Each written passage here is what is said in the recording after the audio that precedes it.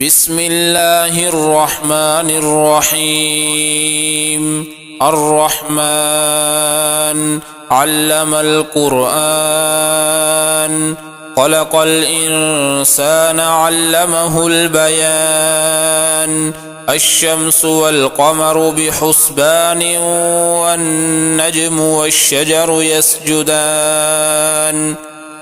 والسماء رفعها ووضع الميزان، ألا تطغوا في الميزان، وأقيموا الوزن بالقسط ولا تخسروا الميزان.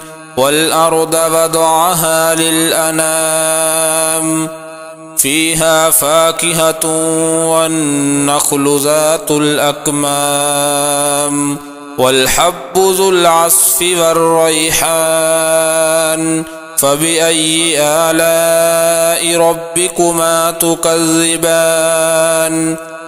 خلق الإنسان من صلصال كالفخار، وخلق الجان من مارج من نار.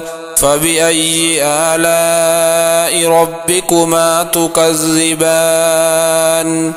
رب المشرقين ورب المغربين، فبأي آلاء ربكما تكذبان؟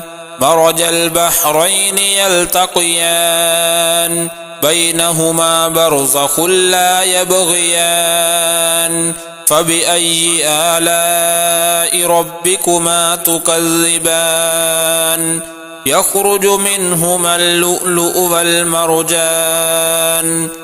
فبأي آلاء ربكما تكذبان؟ وله الجوار المنشآت في البحر كالأعلام. فبأي آلاء ربكما تكذبان؟ كل من عليها فان، ويبقى وجه ربك ذو الجلال والإكرام. فبأي آلاء ربكما تكذبان؟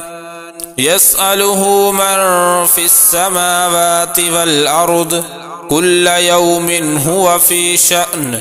فبأي آلاء ربكما تكذبان؟ سنفرغ لكم أيها الثقلان. فبأي آلاء ربكما تكذبان؟ يا معشر الجن والإنس إن استطعتم أن تنفذوا من أقطار السماوات والأرض فانفذوا، لا تنفذون إلا بسلطان. فبأي آلاء ربكما تكذبان؟ يرسل عليكما شواظ من نار ونحاس فلا تنتصران. فبأي آلاء ربكما تكذبان؟ فإذا انشقت السماء فكانت وردة كالدهان. فبأي آلاء ربكما تكذبان؟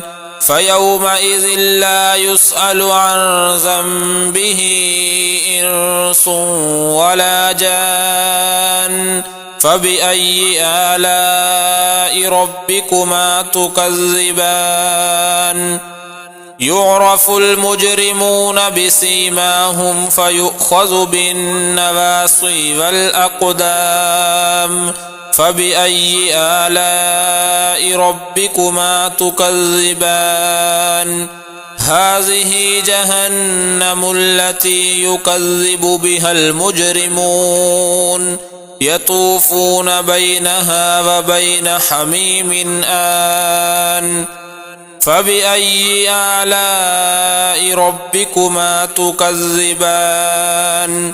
ولمن خاف مقام ربه جنتان، فبأي آلاء ربكما تكذبان ذواتا أفنان فبأي آلاء ربكما تكذبان فيهما عينان تجريان فبأي آلاء ربكما تكذبان فيهما من كل فاكهة زوجان فبأي آلاء ربكما تكذبان متكئين على فرش بطائنها من استبرق وجنى الجنتين دان فبأي آلاء ربكما تكذبان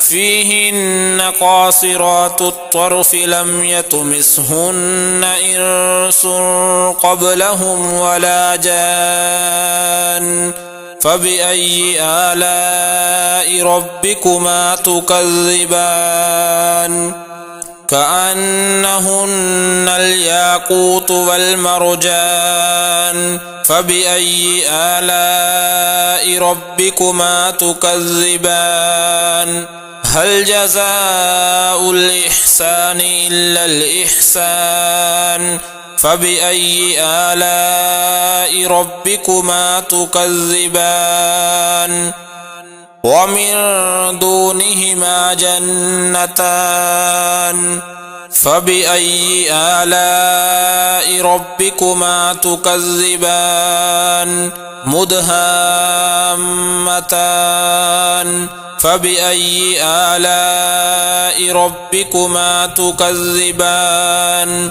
فيهما عينان نضاختان فبأي آلاء ربكما تكذبان فيهما فاكهة ونخل ورمان فبأي آلاء ربكما تكذبان فيهن خيرات حسان فبأي آلاء ربكما تكذبان حور مقصورات في الخيام فبأي آلاء ربكما تكذبان لم يطمثهن إنس قبلهم ولا جان فبأي آلاء ربكما تكذبان متكئين على رفرف خضر وعبقري حسان فبأي آلاء ربكما تكذبان تبارك اسم ربك ذي الجلال والإكرام